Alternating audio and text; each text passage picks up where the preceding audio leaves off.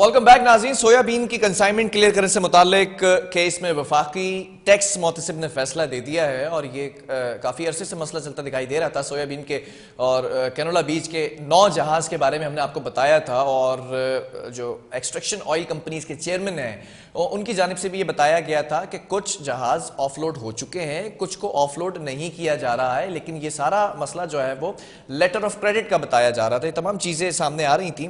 अब इसके ऊपर एक और वजाहत सामने आई है कि ये मसला 10 दिन के अंदर हल किया जाए फैसला आने के बाद। कि क्या मामला है, बात कर लेते हैं नुमाइंदा K21 न्यूज़ मुजम्मिल फिरोजी से। मुजम्मिल, मुल्क के अंदर अंडों और मुर्गियों की किल्लत का बहरान टलता हुआ नजर आ रहा है, लेकिन एक जो गैप आया था उससे हम ये एज्यूम कर सकते हैं कि ये बहरान जो है वो कहीं ना कहीं हिट करेगा किसी ना किसी जो है वो फ्रीक्वेंसी के साथ। लेकिन अभी जो मसला है पोर्ट पर सोयाबीन के कंटेनर से मुतालिक क्या अपडेट्स हैं?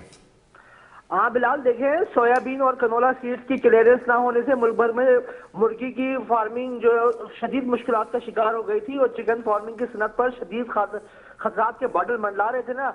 अब वो बहरहाल बेहतर हुआ और देर से हुआ मगर हो गया। अब जो बहरान जो है वो अंडे और मुर्गी का वो सर पे जो मंडला रहा था वो टल गया है। अब सोयाबीन की कंसाइनमेंट क्लियरेंस से मुतालिक केस में आज वफाकी टैक्स मुतासिब ने फैसला सुनाया और कंसाइनमेंट रोकने को खिलाफ कानून करार दिया, जिसमें तमाम लोगों ने बड़ी खुशी का इजहार किया और तमाम ताजिर बरादरी जो है वो खुश हो गई। ठीक है। अब ये जो इस फैसले के बाद असूली तौर पर जो कंसाइनमेंट रिलीज करने का अमल शुरू कर दिया जाएगा और 10 रोज के अंदर अंदर तमाम कंसाइनमेंट को रिलीज करना होगा। अब जो FTO जो है और FBR और फूड सिक्योरिटी काम ने जो पेश करदा दलाइल को इम्पोर्ट कवानीन की खिलाफ वर्जी करार दिया था। उन्होंने कहा था कि भाई जिस तरह मंगाई गई है चीजें वो खिलाफ कानून है। ठीक है जी देखिए, इस वक्त कस्टम इंटेलिजेंस की जानिब से बंदरगाह पर GMO सोयाबीन के 9 जहाज जो उन्होंने बकौल खड़े हुए थे उन्होंने पकड़े हुए थे। जिन लोगों ने GMO सोयाबीन दरामद किया उनका मौकफ ये है कि सोयाबीन सिर्फ और सिर्फ पोल्ट्री की खुराक में इस्तेमाल होगा। उन लोगों को डर ये है कि सोयाबीन कहीं और भी इस्तेमाल करने वाले हैं और ये कहते हैं जिससे बीमारियां फैलेंगी या इंसानी चीजों में इस्तेमाल होगा। तो उन्होंने कहा हम सिर्फ इसको पोल्ट्री खुराक में इस्तेमाल करेंगे। इससे पहले भी एक दफा वाक्य हो चुका। उन्होंने इसके श्योरिटी दी है कि इसके अलावा इसको कहीं इस्तेमाल नहीं किया जाएगा। जो वजीर खुराक है तारिक चीमा साहब, उन पर आज एक एलिगेशन लगाए हैं कि वो इसमें जो है वो करप्शन में मुलविस थे। वो कुछ सनतकारों से जो ताजिर बिरादरी है उनसे कुछ पैसे मांग रहे थे, जिस पर उन्होंने बाकायदा जो उनके स्पोक पर्सन है, चेयरमैन है, उन लोगों ने वजाहती बयान जारी किया है कि हम 1 रुपया किसी को नहीं देंगे, हमने चीजें पैसों से मंगाई है और हम किसी के बारे में कोई पैसा हम देने को तैयार नहीं है। जिसपे वहां पर जो उस मीटिंग के दौरान थोड़ी सी गड़बड़ भी हुई, लड़ाई भी हुई। अभी क्या स्टेटस है? ये फैसला सुना दिया गया है, खिलाफ कानून ये करार दे दिया गया है? जी बिल्कुल, खिलाफ कानून तो करार दे दिया गया है। अब क्या इस वक्त सिचुएशन है पोर्ट पर? जो 9 जहाज बताए जा रहे हैं सोयाबीन और कैनोला सीड्स के, इनको क्लियर करना शुरू कर दिया गया है क्या? जी बिल्कुल, इनको क्लियर करना शुरू कर दिया गया है। तकरीबन ये जो 6 लाख टन से ज्यादा सोयाबीन जिन जहाजों में मौजूद थी और वो दरामद कुंदगान जो ताजी बिरादरी है उनका कहना था कि हम $44 जो है $44 करोड़ हम अदा कर चुके हैं। अब यहाँ पर भी हमसे रिश्वत मांगी जा रही है, तो ये किस तरह से हम दे सकते हैं? हम किसी कोई पैसा देने को तैयार नहीं है। इसी तरह इनको क्लियर करना पड़ेगा क्योंकि वो इस वक्त जो बहरानी कैफियत पैदा हो गई थी बिलाल, वो पूरे पाकिस्तान में और कराची में, आपको पता है कराची से हर चीज जो है वो ग्रो अप करती है। कराची में जब कोई चीज शॉर्ट होती है वो पूरे पाकिस्तान में शॉर्ट होना शुरू हो जाती है और फिर तो वो यही वाली कैफियत थी। और इससे सबसे ज्यादा मुझे ये बात बताइएगा, खासतौर पर हमारे नाजरीन जो इस वक्त सुन रहे हैं आपको, सोयाबीन की कंसाइनमेंट क्लियर करने का अमल शुरू कर दिया गया है, कितना अरसा दरकार है कि ये मुल्क भर में जो कंपनीज है उन तक ये कंसाइनमेंट पहुंच जाएंगे और ये जो बहरान है इस पर काबू कितने अरसे में पाया जाएगा? देखिए, आज हमारी जब ये बात हुई इन ताजी बिरादरी से तो हमने उनको यही कहा कि आपने इसके बाद ये ना हो कि जो रेट है वो सस्टेबल हो जाए और रेट यहीं पर रुक जाए। आपने रेट को भी नीचे लेकर आना है। अब अंडा अभी वैसे ही 25-26 रुपए का मिल रहा है अंडा एक, और मुर्गी 500 रुपए किलो मिल रही है। तो इसको जैसे ही, तो मैंने कहा 10 दिन तो हमें कंसाइनमेंट क्लियर होने में लगेंगे और ये पूरे पाकिस्तान में तकरीबन 10 से 15 दिन का टाइम चाहिए उनको। तो वो कह रहे हैं तकरीबन इस महीने में होपफुली कि मिड ऑफ जनवरी जो है वो तमाम सिचुएशन जो है वो आ जाएगी और हम इसके रेट भी पहले की तरह अगर हमारे पास जिस तरह क्लियरेंस हो जाएगी तो रेट भी इसके नीचे आने की बहुत तवक्को है। आवाम जो है वो सस्ती चीजें खरीद सकेगी। मगर जो इसमें माफिया है अगर वो अपना किरदार अदा ना करे, क्योंकि अब जो नुकसानात हुए हैं लोगों को, इंडस्ट्रीज को, कि बिलाल मैं आपको बताऊं कि जो चूजे थे वो 1-1 लाख चूजे जो है वो बालकान में जिंदा उनको जब मशीन में डाल दिया और उससे फीड बनाई गई थी, तो क्योंकि उनका फीड नहीं थी, तो ये सूरत हाल हो गई थी। ये रोजाना की बुनियाद पे इन तादाद में चूजों को? जी बिल्कुल बिलाल, जब हमने राब्ते किए लोगों से तो पता चला कि भैया अगर आपका फीड नहीं आई तो कैसे गुजारा कर रहे हो, जो मुर्गियां बन रही थी तो उनको बचाना था। तो पता चला कि ये जो चूजे हैं उन्हीं, क्योंकि उनसे ही वो जो आपने देखा होगा, लेकिन मुजम्मिल जो 1 लाख तादाद आप बता रहे हैं रोजाना की बुनियाद में चूजों को तल्फ किया गया है, ये जो एक गैप आएगा 10 से 15 दिन का जो गैप है, इस गैप को कैसे पूरा करेंगे पोल्ट्री एसोसिएशंस पाकिस्तान जी? यही पर मामला, यही बातें हो रही थी कि इसको गैप को कवर करना बहुत मुश्किल हो जाएगा।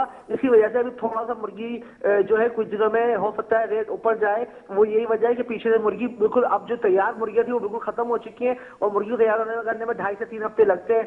तो वो आपको पता है कि अगर 1 महीना 1.5 महीना लगेगा मुर्गी को तैयार होने में, तो फिर वो कैसे उसको पका सकेंगे। तो बहरहाल ये है कि अच्छी खबर ये है कि किसी तरह उन्होंने वफाकी हुकूमत को मना लिया है और वफाकी मोहतसिब ने आर्डर जारी कर दिए। अब ये इंशाल्लाह क्लियरेंस शुरू हो जाएगी कल से।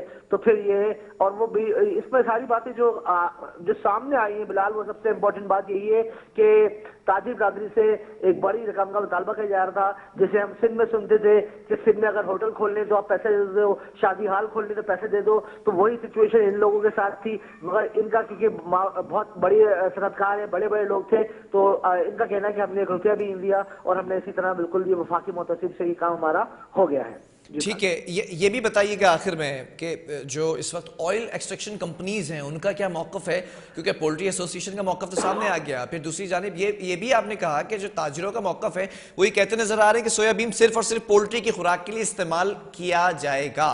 जो GMO सोयाबीन है वो कैंसर फैलाने के सबब जो है वो होते हैं। तो ये वजीर खुराक का भी कमेंट है। ये और कहाँ यूज हो रहे थे सोयाबीन? देखिए फिलहाल ये हमारे पास ऑयल बनाने में, जो खाने का तेल बनाने में इस्तेमाल हो रहा था सोयाबीन, जिसकी वजह से, और आपने बात की ना टैंकर एसोसिएशन, वो ये सब लोग जो है इसकी वजह से परेशान थे, क्योंकि बहुत सारी चीजें आपको पता है कि तेल यहाँ बहुत महंगा हो गया है। जो पकवान ऑयल है वो इस टाइम अभी आप देख रहे हैं 550-600 रुपए किलो मिल रहा है। तो किसी जमाने में 200-250 रुपए होता था। आज तो महंगाई पे कोई बात ही नहीं कर रहा ना बिलाल। अगर आप पिछले 1 साल पीछे जाए, 6 महीने पीछे जाए, तो हर बंदा महंगाई को रोता था। अभी अंडा 30 रुपए का लोग खरीद रहे, कोई नहीं रो रहा है। दूध 200 रुपए को खरीद रहे हैं, कोई नहीं रो रहा है। लेकिन मुजम्मिल ज़राए के मुताबिक ये बात भी सामने आई थी कि जब ये ऑब्जेक्शन किया गया था, GMO जो सीड्स हैं वो यहाँ पर नहीं इंपोर्ट कराए जाएंगे, जिस पर कंपनीज की जानिब से ये मौकफ सामने आया था। जो ज़राए ने हमें बताया कि 6 महीने का वक्त मांगा गया था और उसके बाद फिर ये कहा गया था कि 6 महीने के बाद कोई हिकमत अमली 6 महीने के अंदर तैयार कर ली जाए और फिर कोई कानून वाजे किया जाए, फिर उसके बाद इन चीज़ों पर जो है बैन लगाया जाए। जबकि दुनिया भर में ये कहते नजर आए कंपनीज के मालिक कि दुनिया भर में ये इंपोर्ट कराया जाता है। तो कोई कानून वाजे किया है?